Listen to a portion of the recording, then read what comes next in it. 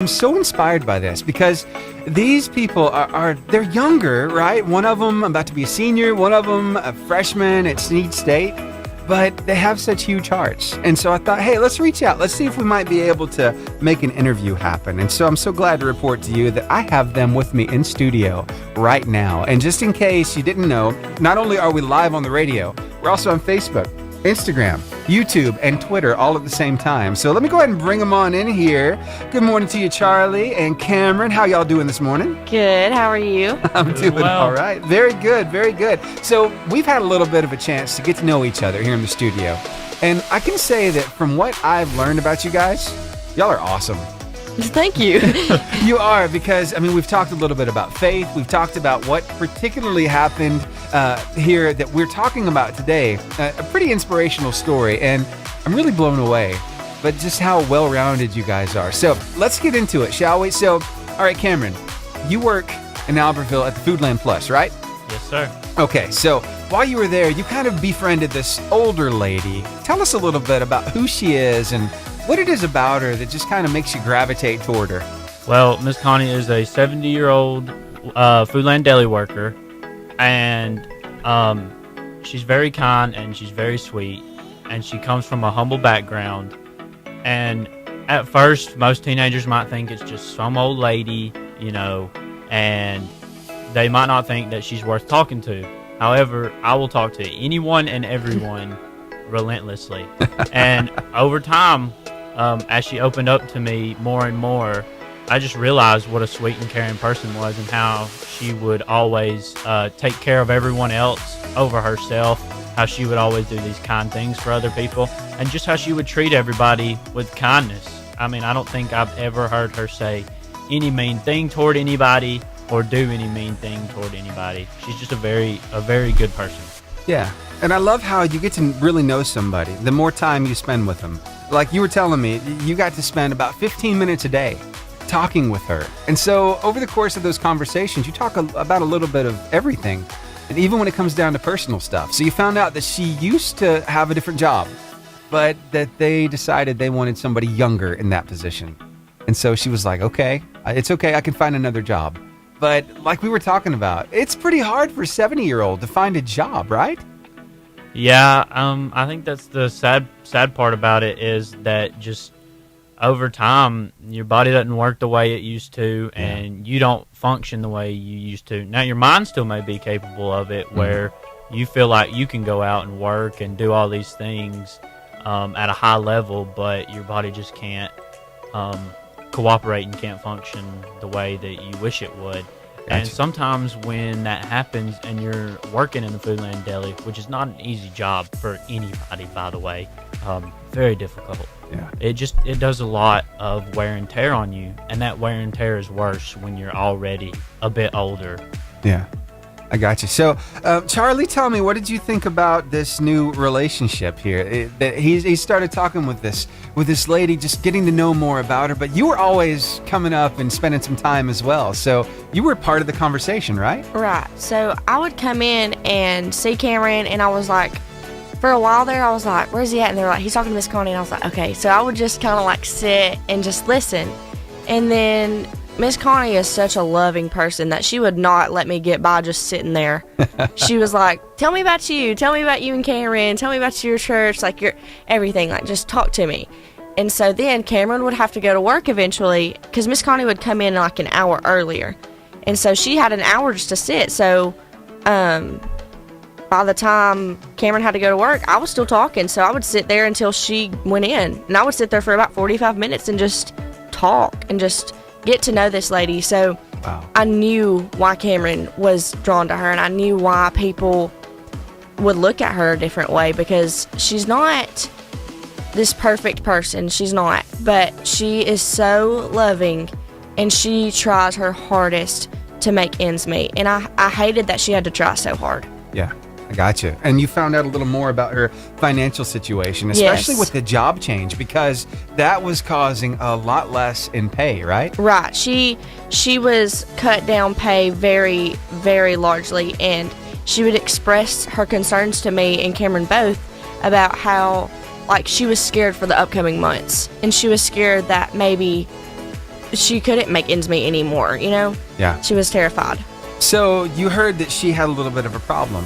And so y'all decided to do something about it. It's like a switch flipped, right? Right. Tell us, how did that come about? What exactly was it that made you want to actually put your feet on the ground and start doing something about her situation? I remember one day, we were all talking, and then Cameron had to go to work, and she had tears in her eyes, and she was like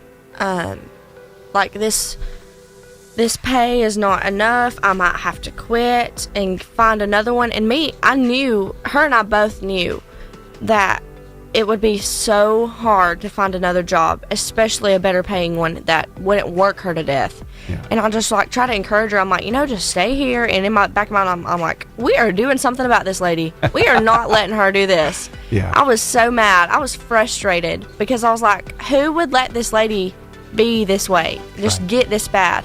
And so then after talking with her, I went to Cameron and I was like, we are so doing something. And he was like, about what? And I'm like, Miss Connie. And he's like, okay. So we deciphered what to do. We went through ideas like crazy. We were going to make t-shirts. We were going to just all these different stuff that we thought we might could do. And then he was like, that's going to be too much. That's too much. It's not going to be quick enough, ordering t-shirts and stuff. So then he was like, hey, you make those beaded bracelets, right? Because I've made him a couple. Yeah. And I was like, yeah. And he was like, you think you can make a lot of them? And I'm like, I think I probably could. And he's like, okay, then let's just do that. He's like, because I have a crap ton of beads at the house. So we were like, we won't have to buy supplies. It'll just be from my house. And we still didn't even make a dent in them. Yeah. And so we just started making those and kind of went with it. I love how God works because he takes our interests. He takes our hobbies because you already enjoy doing this anyway. Right. You had all the supplies that you needed at home already, and all of a sudden, here's a purpose for it. Yep. It's like you were being equipped the entire time. You just didn't even know it, right? Yep. Yeah. I love it. So, Cameron, how has it felt being a part of this and being able to help Miss Connie out a little bit? Well, I would like to say, going off of what Charlie was saying, that one of those days before we actually gave her the money, I had sat down with Connie, and she told me that the Lord worked in mysterious ways. Yeah. And I thought that was so amazing that she had said that, because little did she know that our plan to help her out has been set in motion, and we were fully into it at that time. Yeah. But that was just really awesome. But being a part of this is it's crazy, because I never thought that we would raise as much money as we did. I never thought it would be as big as it was, and I never thought that we would be as much of a help to her as we were. I knew that, Charlie would buy a bracelet, I would buy a bracelet, my mom would buy a bracelet, my best friend would buy a bracelet. But what I didn't know was all the people that were just even acquaintances that would just come and help and donate. Just people I never would have imagined that just were willing and ready to help and to answer the call. And I think that was the biggest blessing, is realizing how many people that wanted to help and be a help. Yeah. And I know that we're the faces of this, but I truly believe that none of this would have been possible without God's meticulous planning. Oh, I love that. So you were basically the connection point to make this happen. Somebody had to take the first step. Y'all did this, and you had so many friends helping even make the bracelets, and then so many people saying, hey, we want to buy one. We want to help the cause. And you've been able to accrue quite a lot of money to help Miss Connie out. That's a huge deal, man. It's just amazing. And I love sharing stories like this, because we all come into these situations where we meet somebody who's in need, and it's up to us to decide, hey, what are we going to do about it? Maybe sometimes we're like, God, would you help them? And maybe sometimes he's looking down at us and saying, hey, Cameron, would you help her? Hey, Charlie, could you help her? Be the hands and feet of Jesus. It's pretty neat how it all works. So now we talked a little bit about how much of a role faith plays in both of your lives. Now, a lot of people don't know this about you, Charlie. Now, a lot of people on the radio right now, but you just happen to be a preacher's kid. Tell me a little bit about Dad and about how you do church. So my dad's been a pastor for, I don't even know, I guess 3-4 years now. Yeah. And it was a shift change because before he was a pastor, he was just associate pastor and music minister. So it's two different sides of ministry for sure. And when we came to our new church and Dad started pastoring, it was hard because people would judge us. And that sounds awful because it's like, why? Yeah. But people would, it's like you're under a magnifying glass. And it's people wanting to find something wrong with you. Yeah. And wanting to find something that they can judge you and hate you for. Wow. And so it was hard at first. I mean, it still is hard. It's an everyday battle, but Yeah. it takes a lot to get used to. And a lot of it is just encouragement to my dad. And me and my sister try to do that. We try to just help him not have so much stress. So like on Sunday mornings, we'll try to like get music ready, or if our pianist has to be out, I'll just fill in and play, even though I do not want to, and he knows that. It's just like just doing what you got to do. I got you. Now tell us the name of the church. Trinity Tabernacle Church of God. Very cool. And where's it at? It is in Boaz. It is behind the new Asia Garden, the Strip Mall, and Win South Credit Union. Nice. Yep. Okay. So it's not just there that you help out. You also do a little something on Wednesday nights. And I want to mention this because so many people think that church turns into some kind of a competition. Like Right. one church has more people than the other, and they're always vying to have the most numbers, the most people in the seats. But that's simply not the case. We're all in this for a reason, and that's building the kingdom. And so you're able to help out at another church as well. Tell us about it. Right. On Wednesday nights, I help out at Life Point with Q, and I actually teach the 7th and 8th grade girls, it's really fun. Sometimes I don't get to be there because I'm helping my dad at his service or just different things, but I love being there as much as I can. It is stressful because sometimes I forget to look over the lesson or forget to look over the games and stuff, and it's hard. It is cramming, but whenever I have time, and even if I don't have time, whenever I get in there with those girls, it's kind of just a conversation and a discussion that needs to happen for the both of us. Yeah. And I've seen so much growth with them, and they're really just awesome. I love hanging out with them. Well, I love that. Sometimes you feel like you're unprepared, but you're still willing to Right. make a difference. And that's what people need. Now, all right, Cameron, we talked a little bit about this earlier, but your faith is huge in your life as well. In fact, you've been tasked with doing a little devotion from time to time. You're in a rotation with these other grown men in your church, and you're able to share a testimony. You're able to share a devotion to talk about what God means to you. So what is that like, man? It's really an amazing and humbling experience Yeah. for sure. It's just kind of, I guess, awing and a little intimidating that I'm up there with a bunch of, like grown guys that have been there and seen things and done things, and here I am, a little 17-year-old. But personally, I feel like when I get up there and I start speaking, it's just so easy because I know that God is right there by my side, over my shoulder, and it's not really me saying the words. It's God saying the words for me to his people that need to hear the message for whatever day it may be.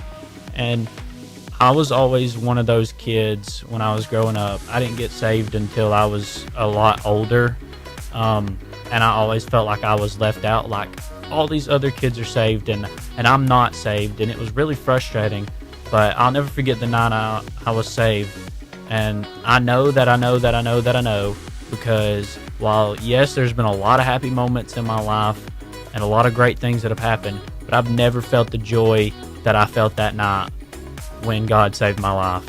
And so just doing everything for the church and doing things for God became a whole lot easier when he was just right there by my side, guiding my steps, planning my steps, and just being a best friend. What a testimony, man. Y'all are really bright spots in our community. Thank you for doing what you've done. And not a lot of people would have just stepped out and done this. And I know you've had a tremendous amount of help, a lot of friends coming together to help make this happen. So a big shout out to them as well this morning. But man, I just want to commend you both. Thank you for doing this. It's huge. It really is. And you're being an inspiration to so many people by just stepping up, stepping out. So thank you for what you've done. And thanks for carving out some time for me this morning. Absolutely. Awesome. Of course. All right. Well, we'll get back to the music that you love. Again, this interview was not only live on the radio, but also Facebook, Instagram, YouTube, and Twitter. So if you want to go check it out on any of those locations after the fact, and I don't know, maybe share it with somebody, that would be amazing. Oh, let me ask you one more question. Are y'all still making bracelets? Yes. Ooh. If you call up to Foodland or if you have my number, just ask us and we pretty much will make them. Awesome. Very good. All right. And how much are they again? $6. $6 each. $6 a piece, all going to a great cause. Just helping somebody out. I love it. I love it. Okay. All right. Thanks again for carving out some time, and we will see you. Maybe we'll get you back in here sometime here in the near future and talk about another venture or two. Awesome. Because I don't know. It's like once you get started, it's like you can't stop. Oh, you know? yeah. Good stuff. Here's Micah Tyler with Even Then right here on the Lifeline Morning Show.